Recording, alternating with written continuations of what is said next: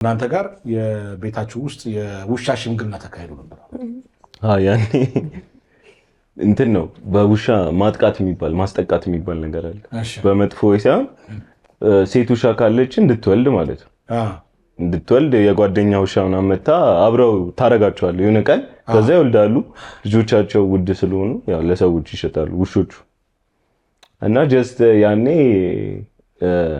የውሻ የሆነ ውሻ ምን ረሷቸው መጥተው ነበር እኛ ጋር ጀስት ውሻቸው ያምራልና አይ ዝም ብለንማ በቃ አንሰጥም ስንቀልድ በቃ እንቅረጸው ተባለ። ይሄን ነገር የእናንተ ሴት ውሻ ነው? የኛ ሴት ነች። እና ዝም ብዬ በክብር አልሰጥም በክብር ነው የምሰጠው አልክ?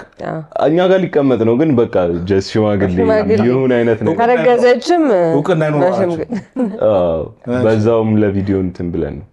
አሁን እንደዚህ አይነት ኮንተንቶች አንዳንዴ ያው ትሰራለህ። ይሄውን ኮንተንት ነው። በጣም አሪፍ ነው።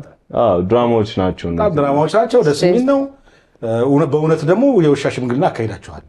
ውሻችሁ በሽምግልና ሰጣችኋል? ወስደናል።